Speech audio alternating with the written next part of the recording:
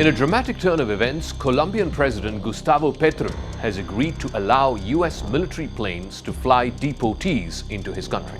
This decision comes after a heated exchange between Petro and U.S. President Donald Trump, which began when Colombia blocked two U.S. military transport planes which were carrying deported immigrants. The conflict started Sunday when President Petro of Colombia announced that he had turned back two American military planes. These planes were carrying Colombian nationals who had been deported from the United States. Petro called the treatment of these individuals inhumane, and he refused to allow the flights to land in Colombia. This move sparked a fierce war of words between the two leaders. President Trump responded by threatening Colombia with severe economic penalties. He announced a 25% tariff on all Colombian imports and plans to raise it to 50% within a week. Trump also threatened banking and financial sanctions, a total travel ban on all Colombian officials, and the revocation of their visas to the U.S. Petro did not back down either. He fired back on social media, announcing retaliatory tariffs of 25% on U.S. imports to Colombia. In a separate post, he even suggested raising those tariffs from 25% to 50%. The Colombian president also questioned whether Trump was trying to overthrow his government. In a particularly sharp jab, Petro referred to Trump as a white enslaver. The clash highlighted the growing tension between both countries. Colombia has long been one of America's closest allies in Latin America. But this incident revealed just how far Trump is willing to go to enforce his immigration policies, even against a key partner. By Sunday night, though, the situation began to de-escalate. The White House released a statement saying that President Petro had agreed to all American terms. As a result, the threatened tariffs and the sanctions would be held in reserve. Other penalties, like the visa sanctions, would remain in place up until the first plane carrying all the deportees arrived in Colombia. The White House statement concluded with a triumphant tone, saying today's events make clear to the world that America is respected again. Colombia's foreign ministry soon followed with its own statement, announcing that the impasse with the U.S. government had been resolved. The Colombian government agreed to accept all deportation flights and promised to guarantee dignified conditions for the deportees.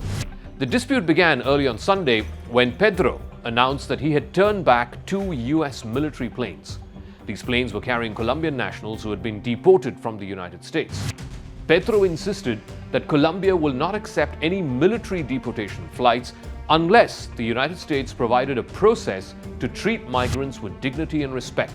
He said, and I quote, "I cannot make migrants stay in a country that does not want them, but if that country sends them back, it should be with dignity and respect for them and for our country."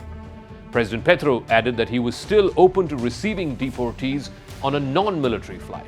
He also emphasized that Colombia would not tolerate the mistreatment of its citizens. The immediate issue appeared to be the use of American military planes to transport these deportees. A U.S. military official confirmed that the two planes were denied landing permission in Colombia. They were both Air Force C-17 transport aircraft. One plane returned to San Diego, while the other flew all the way back to Texas. Petro's decision to block these flights was partly inspired by reports of mistreatment of deportees from other countries as well. Earlier in the week, Brazil's foreign ministry had complained about the degrading treatment meted out to its citizens. A group of 88 Brazilian deportees arrived in their home country. They were handcuffed, and they reportedly had no access to water or the bathroom during their flight from America to Brazil. Since taking office last week, President Trump has made immigration enforcement a top priority for his term. He signed an executive order authorizing the United States military to assist in securing the border. The Department of Defense announced it will be using military aircraft to deport individuals who are held in American custody.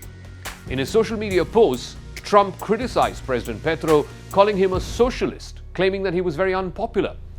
Petro is a former left-wing guerrilla. He's never shied away from being labeled a socialist. However, his approval ratings have dipped to about 34%, partly because of corruption scandals and renewed violence among armed groups in Colombia. Trump also justified his actions by claiming that the deportation flights included a large number of illegal criminals. Trump's argument was that the United States was seeking the return of these criminals who forced their way into the U.S. The threatened American tariffs would have dealt a significant blow to Colombia's economy. The United States is Colombia's largest trading partner. Key Colombian exports to the U.S. include crude oil, coffee, and flowers. In 2022, trade between the two countries was above $53 billion, with the United States having a trade surplus of close to $4 billion. Colombia is also the largest South American market for American agricultural products. American pork, dairy products, alcoholic beverages, and pet food are among the top imports. A 50% tariff on these goods would have had devastating consequences for both countries. President Petro also drew attention to the presence of Americans who are living in Colombia. He said that there are about 15,000 Americans who are residing in Colombia without proper authorization. He called on them to regularize their immigration status. Now, here's the interesting thing. Colombia is not among the top sources of unauthorized immigrants who come into the United States. It does have a significant chunk of that population. In fact, according to the Pew Research Center, there were less than 200,000 unauthorized Colombian immigrants into the U.S. in 2022. This number, though, pales in comparison to countries like Mexico, which has an estimated 4 million unauthorized immigrants in the U.S. Petro, who took office in 2022, is Colombia's first leftist president. He's a former military rebel leader who later became a senator. He's known for his very strong stand on human rights and also criticism of America's global power. Petro has long argued that economic imbalance between the United States and other countries in the region is just unjust. Meanwhile, other countries have begun receiving deportation flights from America. On Friday, Guatemala accepted 2 U.S. Air Force jets, which were carrying about 160 deportees.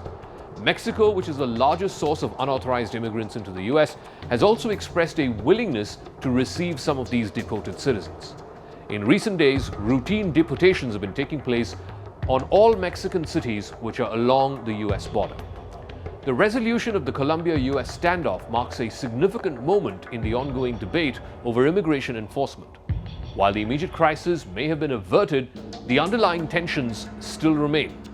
The clash between the United States and Colombia serves as a stark reminder of the human cost of mass deportations. For now, both countries have stepped back from the brink, but this episode has left a lasting impact on their relationship.